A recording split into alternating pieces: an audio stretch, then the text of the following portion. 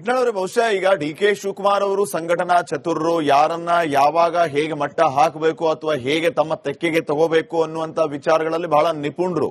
ಈಗ ಕಂಡು ಎಲ್ಲಾ ವಿಚಾರಗಳು ಗೊತ್ತಿದ್ದು ಈಗ ನಾವೇನ್ ಹೇಳ್ತಾ ಇದ್ವಿ, ಎಲ್ಲಾ ನಾಯಕರುಗಳ ಜೊತೆಗೆ ಅಂತರವನ್ನ ಕಾಯ್ದುಕೊಂಡಿದ್ರು ಡಿ.ಕೆ.ಶಿವಕುಮಾರ್. ದಿಢೀರಂತ ಇವರನ್ನ ಹುಡುಕೊಂಡು ಹೋಗಿ ಭೇಟಿ ಆಗೋದು, ಅವ್ರ ಜೊತೆಗೆ ಮಾತಾಡೋದು, ಈ ಎಲ್ಲಾ ವಿಚಾರಗಳ ಹಿಂದೆ ಇರುವಂತಹ ಆ ಉದ್ದೇಶ ಮತ್ತು ಇಷ್ಟೆಲ್ಲಾ ಪಟ್ಟುಗಳನ್ನ ಅಳಿತಿರುವಂತಹ ನಾಯಕನಿಗೆ ಈಗ ಇದನ್ನ ಮಾಡಿದ್ರೆ ಸರಿ ಅಂತ ಯಾಕೆ ಅನಿಸ್ತು, ಯಾವ ಕಾರಣದಿಂದ ಅನಿಸ್ತು ಅಂತ?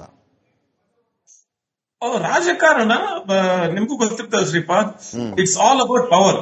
ರಾಜಕಾರಣಕ್ಕೆ ಮೊಟ್ಟ ಮೊದಲ ಗುರಿ ಅಧಿಕಾರ ಮಾತ್ರ.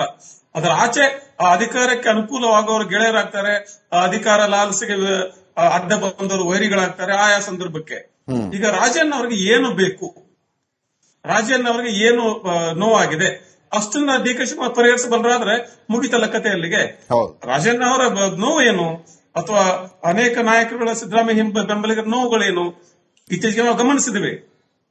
ಜಾರಕಿಹೊಳಿ ಆಗ್ಲಿ, ಎಂ.ಬಿ. ಪಾಟೀಲ್ ಆಗ್ಲಿ ಅಷ್ಟು ಗಟ್ಟಿಯಾಗಿ ವಿರೋಧ ಮಾಡ್ತಾ ಇಲ್ಲ ಈಗ ಹಿಂದೆ ಮಾಡಿದಷ್ಟು. ಈಗ ಅವ್ರು ಮಾತಾಡೋರು ದಾಟಿನೇ ಬೇರೆ ಆಗಿದೆ. ಹೈಕಮಾಂಡ್ ಹೇಳ್ದಂಗೆ ಕೇಳ್ಕೊತಾರೆ, ಅವ್ರ ಕ್ಯಾಪ್ಟನ್ ಇವ್ರ ವೈಸ್ ಕ್ಯಾಪ್ಟನ್ ಅವ್ರವ್ರನ್ನ ಮಾತಾಡ್ಕೊಂಡಿದಾರಂತೆ, ಹೈಕಮಾಂಡ್ ಇದೆ ನಾವೇನ್ ಮಾತಾಡೋದಂತ ಆ ಅರ್ಥದಲ್ಲಿ ಮಾತಾಡ್ತಿದ್ದಾರೆ. ಈಗ ಅಷ್ಟರ ಮಟ್ಟಿಗೆ ಶಮನ ಆಗಿದೆ, ಅಷ್ಟರ ಮಟ್ಟಿಗೆ ಡಿ.ಕೆ. ಶಿವಕುಮಾರ್ ಮ್ಯಾನೇಜ್ ಮಾಡಿದ್ರೆ ಅಂತ ನಾನು ಅನ್ಕೋತೇನೆ. ಹಾಗೇನೆ ರಾಜಣ್ಣ ವಿಚಾರ ಕೂಡ, ರಾಜಣ್ಣ ಅವ್ರಿಗೆ ಏನು ಅವರ ನೋವುಗಳೇನಿತ್ತು, ಅವರ ಕುಂದು ಕೊರತೆಗಳೇನಿತ್ತು ಅದನ್ನ ಸರಿಪಡಿಸಿಬಿಟ್ರೆ ಡಿ.ಕೆ. ಶಿವಕುಮಾರ್, ಅಲ್ಲಿಗೆ ರಾಜಣ್ಣ ವಿರೋಧ ಮಾಡೋದ ಕಾರಣ ಏನಿದೆ? ಈಗ ರಾಜಣ್ಣ ಅಂತೂ ಮುಖ್ಯಮಂತ್ರಿ ಆಕಾಂಕ್ಷಿ ಅಲ್ಲ. ಹೌದೌದು.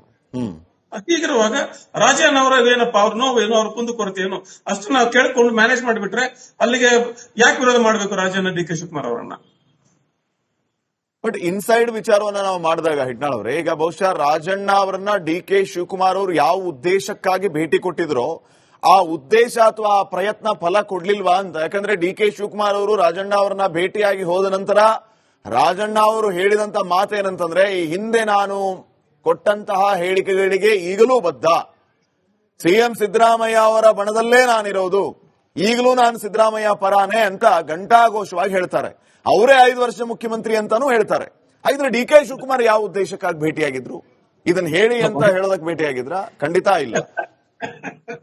ಒಂದೇ ಒಂದು ಭೇಟಿಯಲ್ಲಿ ಶ್ರೀಪಾದ್ ಎಲ್ಲವೂ ಡ್ರಾಮ್ಯಾಟಿಕ್ ಆಗಿ ನಾಟಕೀಯ ರೂಪದಲ್ಲಿ ತದ್ವಿರುದ್ಧವಾಗಿ ಬಿಡುತ್ತದೆ ಎಂದು ಅಪೇಕ್ಷೆ ಮಾಡೋದು ಅಷ್ಟು ಪ್ರಾಕ್ಟಿಕಲ್ ಅಲ್ಲ. ಆದರೆ ಒಂದು ಪ್ರೊಸೆಸ್, ಇದೊಂದು ಕ್ರಿಯೆಯನ್ನ, ಇದೊಂದು ಪ್ರಕ್ರಿಯೆಯನ್ನ ಡಿ.ಕೆ. ಶಿವಕುಮಾರ್ ಶುರು ಮಾಡಿದರೆ ಇದನ್ನು ಹೈಕಮಾಂಡ್ ಕೂಡ ಗಮನಿಸ್ತದೆ. ಹೈಕಮಾಂಡ್ ಇಲ್ಲಿವರೆಗೂ ಬಹುಶಃ ಡಿ.ಕೆ. ಶಿವಕುಮಾರ್ ಅವ್ರಿಗೆ ಹೇಳಿದ್ದೇನು, ನೋಡಪ್ಪ ನಿಮ್ಗೆ ಇಷ್ಟು ಜನ ವಿರೋಧ ಮಾಡ್ತಿದ್ದಾರೆ, ನಾಳೆ ಪಕ್ಷಕ್ಕೆ ಏನಾದ್ರು ಹಾನಿ ಉಂಟಾದ್ರೆ ಹೇಗೆ ಅಂತೇಳಿ ತಾನು ಪ್ರಯತ್ನ ಮಾಡ್ತಿದ್ದೇನೆ ಅಂತಾದ್ರೂ ಗೊತ್ತಾಗುತ್ತೆ ಹೈಕಮಾಂಡ್ಗೆ.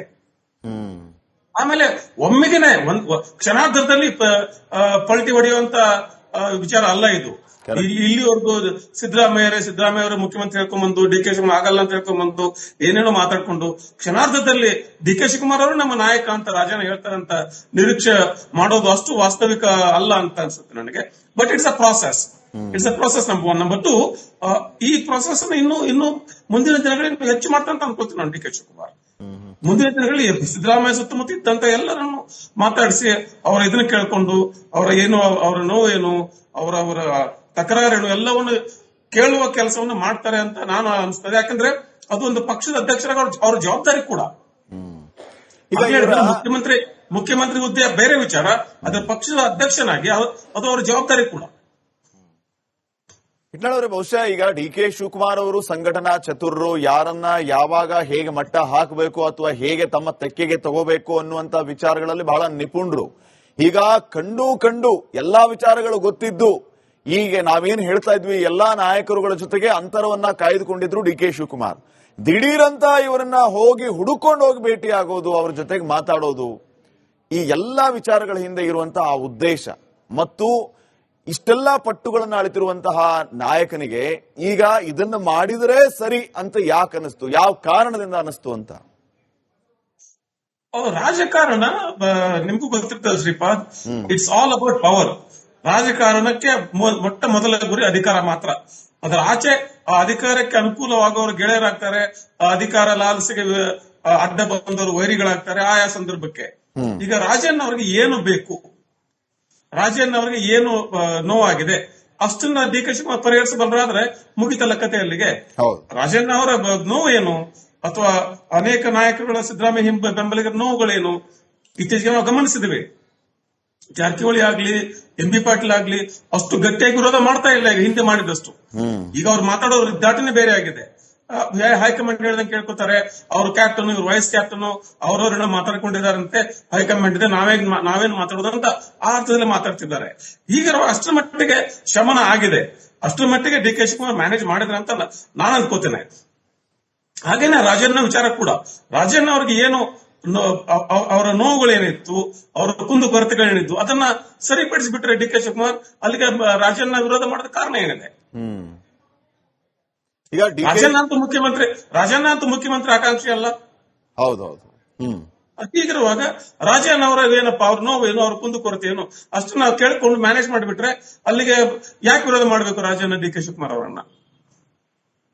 ಬಟ್ ಇನ್ಸೈಡ್ ವಿಚಾರವನ್ನ ನಾವು ಮಾಡಿದಾಗ ಹಿಟ್ನಾಳ್ ಅವರೇ, ಈಗ ಬಹುಶಃ ರಾಜಣ್ಣ ಅವರನ್ನ ಡಿ ಕೆ ಶಿವಕುಮಾರ್ ಅವರು ಯಾವ ಉದ್ದೇಶಕ್ಕಾಗಿ ಭೇಟಿ ಕೊಟ್ಟಿದ್ರೋ ಆ ಉದ್ದೇಶ ಅಥವಾ ಆ ಪ್ರಯತ್ನ ಫಲ ಕೊಡ್ಲಿಲ್ವಾ ಅಂತ. ಯಾಕಂದ್ರೆ ಡಿ ಕೆ ಶಿವಕುಮಾರ್ ಅವರು ರಾಜಣ್ಣ ಅವರನ್ನ ಭೇಟಿಯಾಗಿ ಹೋದ ನಂತರ ರಾಜಣ್ಣ ಅವರು ಹೇಳಿದಂತ ಮಾತೇನಂತಂದ್ರೆ, ಈ ಹಿಂದೆ ನಾನು ಕೊಟ್ಟಂತಹ ಹೇಳಿಕೆಗಳಿಗೆ ಈಗಲೂ ಬದ್ಧ, ಸಿಎಂ ಸಿದ್ದರಾಮಯ್ಯ ಅವರ ಬಣದಲ್ಲೇ ನಾನಿರೋದು, ಈಗಲೂ ನಾನು ಸಿದ್ದರಾಮಯ್ಯ ಪರಾನೆ ಅಂತ ಘಂಟಾಘೋಷವಾಗಿ ಹೇಳ್ತಾರೆ.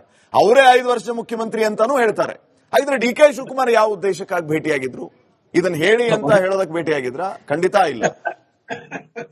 ಒಂದೇ ಒಂದು ಭೇಟಿಯಲ್ಲಿ ಶ್ರೀಪಾದ್ ಎಲ್ಲವೂ ಡ್ರಾಮ್ಯಾಟಿಕ್ ಆಗಿ ನಾಟಕೀಯ ರೂಪದಲ್ಲಿ ತದ್ವಿರುದ್ಧವಾಗಿ ಬಿಡುತ್ತದೆ ಅನ್ನೋ ಅಪೇಕ್ಷೆ ಮಾಡೋದು ಅಷ್ಟು ಪ್ರಾಕ್ಟಿಕಲ್ ಅಲ್ಲ. ಆದರೆ ಒಂದು ಪ್ರೊಸೆಸ್, ಇದೊಂದು ಕ್ರಿಯೆಯನ್ನ, ಇದೊಂದು ಪ್ರಕ್ರಿಯೆಯನ್ನ ಡಿ ಕೆ ಶಿವಕುಮಾರ್ ಶುರು ಮಾಡಿದ್ದಾರೆ. ಇದನ್ನ ಹೈಕಮಾಂಡ್ ಕೂಡ ಗಮನಿಸ್ತದೆ. ಹೈಕಮಾಂಡ್ ಇಲ್ಲಿವರೆಗೂ ಬಹುಶಃ ಡಿ ಕೆ ಶಿವಕುಮಾರ್ ಅವ್ರಿಗೆ ಹೇಳಿದ್ದೇನು, ನೋಡಪ್ಪ ನಿಮ್ಗೆ ಇಷ್ಟು ಜನ ವಿರೋಧ ಮಾಡ್ತಿದ್ದಾರೆ, ನಾಳೆ ಪಕ್ಷಕ್ಕೆ ಏನಾದ್ರು ಹಾನಿ ಉಂಟಾದ್ರೆ ಹೇಗೆ ಅಂತೇಳಿ ತಾನು ಪ್ರಯತ್ನ ಮಾಡ್ತಿದ್ದೇನೆ ಅಂತಾದ್ರೂ ಗೊತ್ತಾಗುತ್ತೆ ಹೈಕಮಾಂಡ್ಗೆ. ಆಮೇಲೆ ಒಮ್ಮೆಗೆನೆ ಕ್ಷಣಾರ್ಧದಲ್ಲಿ ಪಲ್ಟಿ ಹೊಡೆಯುವಂತ ವಿಚಾರ ಅಲ್ಲ ಇದು. ಇಲ್ಲಿವರೆಗೂ ಸಿದ್ದರಾಮಯ್ಯ ಮುಖ್ಯಮಂತ್ರಿ ಹೇಳ್ಕೊಂಡ್ಬಂದು ಡಿ ಕೆ ಶಿವಕುಮಾರ್ ಆಗಲ್ಲ ಅಂತ ಹೇಳ್ಕೊಂಡ್ಬಂದು ಏನೇನೋ ಮಾತಾಡ್ಕೊಂಡು ಕ್ಷಣಾರ್ಧದಲ್ಲಿ ಡಿ ಕೆ ಶಿವಕುಮಾರ್ ಅವರು ನಮ್ಮ ನಾಯಕ ಅಂತ ರಾಜಣ್ಣ ಹೇಳ್ತಾರಂತ ನಿರೀಕ್ಷೆ ಮಾಡೋದು ಅಷ್ಟು ವಾಸ್ತವಿಕ ಅಲ್ಲ ಅಂತ ಅನ್ಸುತ್ತೆ ನನಗೆ. But it's a process number 1. Number 2, ಈ ಪ್ರಾಸೆಸ್ ಇನ್ನು ಮುಂದಿನ ದಿನಗಳಲ್ಲಿ ಹೆಚ್ಚು ಮಾಡ್ತಂತ ಅನ್ಕೋತೀನಿ ನಾನು ಡಿ ಕೆ ಶಿವಕುಮಾರ್. ಮುಂದಿನ ದಿನಗಳಲ್ಲಿ ಸಿದ್ದರಾಮಯ್ಯ ಸುತ್ತಮುತ್ತ ಇದ್ದಂತ ಎಲ್ಲರನ್ನು ಮಾತಾಡಿಸಿ ಅವರ ಇದನ್ನ ಕೇಳ್ಕೊಂಡು ಅವರ ನೋವು ಏನು, ಅವರ ತಕರಾರೇನು ಎಲ್ಲವನ್ನು ಕೇಳುವ ಕೆಲಸವನ್ನು ಮಾಡ್ತಾರೆ ಅಂತ ನಾನು ಅನಿಸ್ತದೆ. ಯಾಕಂದ್ರೆ ಅದು ಒಂದು ಪಕ್ಷದ ಅಧ್ಯಕ್ಷರಾಗ ಅವ್ರ ಜವಾಬ್ದಾರಿ ಕೂಡ. ಮುಖ್ಯಮಂತ್ರಿ ಹುದ್ದೆ ಬೇರೆ ವಿಚಾರ, ಅದರ ಪಕ್ಷದ ಅಧ್ಯಕ್ಷನಾಗಿ ಅದು ಅವರ ಜವಾಬ್ದಾರಿ ಕೂಡ.